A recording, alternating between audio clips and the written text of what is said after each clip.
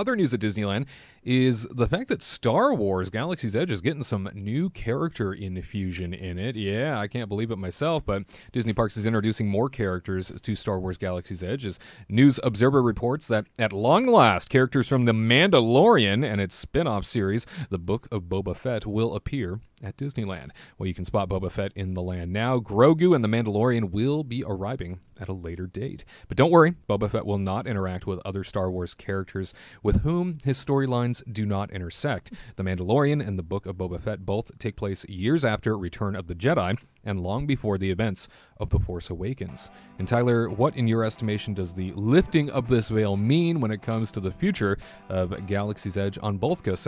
It sounds like Florida is being left out temporarily, and they might get this in the future. Yeah, I mean, it just seems like at this point they are listening to what from just my anecdotal, evidence, I guess I should say. I feel like a lot of people just want Galaxy's Edge to be a lot more like Avengers Campus, which is to say, just open it up, let all these characters come in, don't worry too much about the storyline. And, I think when we were talking about Galaxy's Edge before it opened, and we had all these great interactive ideas, and you were going to be a part of the storyline. You could be a rebel or part of the Empire or whatever you wanted to do. You could play these interactive games, and there would be droids walking around and all these different, I think that would have been a cool thing, but they only came about halfway. They missed it by a great margin, in my opinion. And I think at this point, the right thing to do is to just make it more fun, because that's what going to a theme park is all about, right? Just having fun, kind of letting your hair down.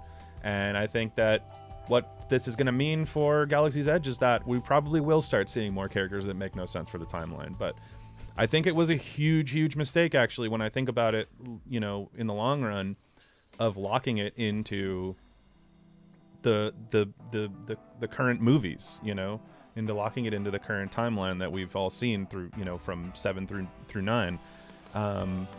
Because they, this is one of those cases, I think, of the Disney machine trying to capitalize on their product that they're making and kind of do this like synergy thing, right?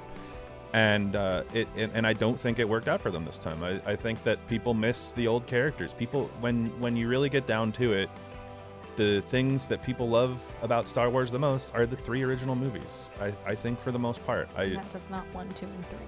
Yeah, no, not the prequels. I'm talking 4 through 6. Because and that's who you're trying to hit. That's who they're trying to hit. Mm-hmm. And they're not hitting that mark because they have Chewbacca. That's it.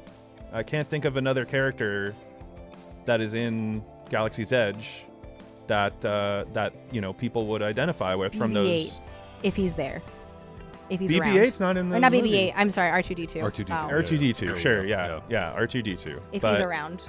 I mean, which come is on, not. could you imagine if...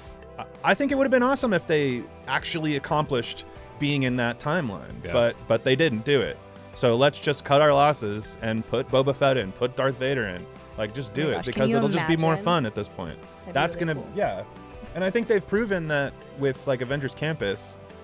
And Avengers Campus, I mean, especially if you've seen like Multiverse of Madness and stuff like that, it makes a lot more sense than, story-wise. I feel like Avengers Campus still makes sense story-wise with having all these different characters than Star Wars ever will. But at this point, you messed up.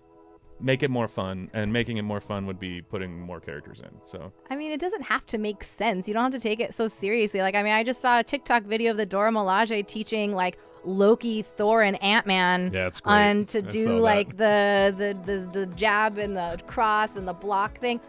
You don't take it seriously. It's not like they're gonna teach Loki for real life on how to do this stuff. You know what I mean? It's like, of course they're not gonna cross paths, and Loki's gonna probably want to kill them sooner or later, whatever. But just don't take yourself seriously. Just have fun. Like Star Wars, have fun with it. Like, have Darth Vader come out and have like the music going on, so everybody's like, oh my god, it's Darth Vader. And then have Obi-Wan Kenobi like standing up there, like peeking over where like Boba Fett now stands, just to kind of like create some kind of like weird animosity, and like have recordings of him being like, have you seen Obi-Wan Kenobi, blah blah blah blah blah, aka Ben Kenobi. But no one knows, but like they're related or whatever. But anyway, But it doesn't. Just don't take yourself seriously. Just have fun with it. I think a lot of we ran to go see Boba Fett when they announced it. It's not like I'm like, why is Boba Fett over in Batuu? I didn't ask questions. I just went to go see him. This isn't canon. Yeah. This doesn't make any sense. And maybe some of the hardcore people are upset about this, but like I said, with my anecdotal kind of timeline on Twitter and all that stuff, I feel like people want this. So just do it. And I don't know this 100% for sure. I've heard this somewhere, and maybe I'm wrong about this, but I've heard that the actual Marvel Studios and stuff helps put these characters into California Adventure, and maybe Lucas doesn't help as much, and maybe that's part of why you see so many more characters in Avengers Campus. But it's just, I don't know. They lack that. Galaxy's Edge lacks personality, and they've made it clear that they can bring personality into Avengers Campus with characters. So just do it over in Galaxy's Edge. With how many shows they have now, I mean, they can do it. They did it with Loki. They did it with Hawkeye and stuff. They had those. Every new episode, there was something new going on at Adventures Campus. Very impressive. What show's out right now that they could be making profit on? Anybody? So why don't they do that, Why didn't Obi-Wan... Well, he changed his name from Obi-Wan to Ben, but why didn't he change his last name?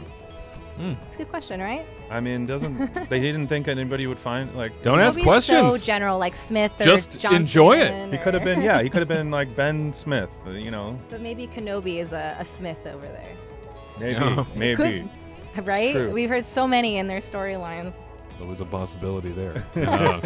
It's a whole land, a mega space on both coasts that was built for this franchise, and it was such an ambitious idea to begin with that this was only going to align with a certain timeline, for its existence. And I thought when they announced all that, I was like, well, that's ambitious. And on top of that, why split the franchise? Why remove an entire segment of characters and stories and not allow them to be on this planet you created that is not necessarily actually referenced anywhere in the galaxy, but was specifically built to host this concept. Yeah. So just let it happen, and if now that you're admitting that, Boba Fett will not interact with other characters, who don't intersect with his storyline. That's fine. Great. Okay, we can do that with more. Let's see it. Are you a fan of the Star Wars franchise? Do you think that this is a good direction to go? We want to hear your perspective. As always, please